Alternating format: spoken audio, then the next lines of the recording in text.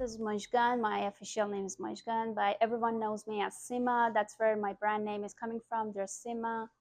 I launched my brand in May 23, so it's kind of new. And it was like a dream come true. And I was working almost 2 years before launch day. It was actually took me around from the initial idea to actual launch day, took me more than 2 years now. The story of my brand, the motivation, inspiration. So it actually was my childhood dream. Since I was a little child, my main toy was fabric. My mom had like a big luggage of the specific fabric she bought on a specific trip, went somewhere to visit a different country.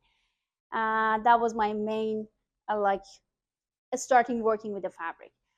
But after that, it came to be my long-lasting hobby. I was actually starting my career in tech, but it was always on my mind, thinking that you can't escape from it. So that's why I came back to my long dream. So I'm now working in the fashion industry. That was a motivation. But on the other side, the main motivation that forced me back to this side was to see the woman. If I actually wanted to empower women, providing the bold and like the shiny styles.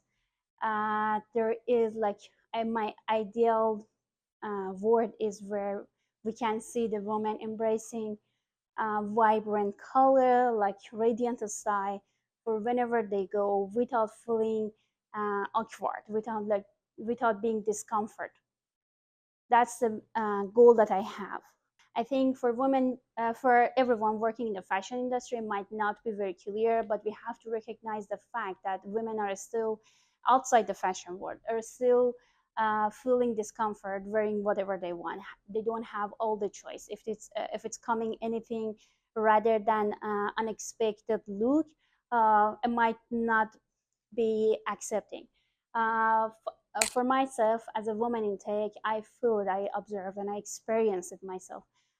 That if you're going to a business formal meeting, or you cannot have the same wearing that you have like with your friend at night out. So there is a limitation still out there for women, and I really like to break that rule. I think the femininity, the sense of femininity shouldn't be overshadowed with the social beliefs, social rules, the mindsets. So that's the inspiration I had behind the brand. And actually, the recent collection, the one I'm going to show in the Flying Solo show here, is kind of my first collection. So that was the original inspiration. On the other side, I think while we are still focusing on the bold look, I'm gonna consider two other factors: is the variability and simplicity. By wearable, I mean something that you can wear, still you can walk, sit, do all your carrying out all of your daily tasks, and the outfit shouldn't restrict you from whatever you are supposed to do. So that's what it comes to me as a wearable. Combining these two together, so there's an optimum point. You want the simplicity, you want the variability. On the other side, you still want to have a style that is bold, it's shiny, it has something to say. So combining all together, there is an optimum point. That's where my current collection is at.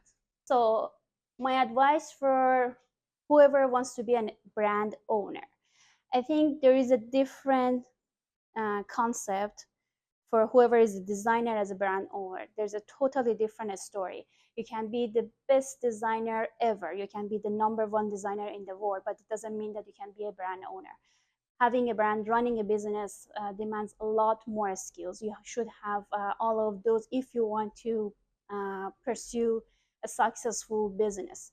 You need to know the fundamental concepts of a product management, of a marketing, like being able to communicate essentially in a business world.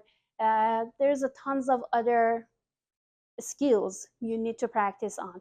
You need to, some of us might not have, most of us have like a diploma or a degree in fashion educations, but something that I want to tell you is that you should consider yourself enrolling in a college that never graduate yourself. You should always be self-educating. Keep yourself updated with the latest trends, with the latest updates. So it's something that requires you to be as a researcher. So you have to always allocate some time for a study first, then bring that study and have those skills applied to the industry.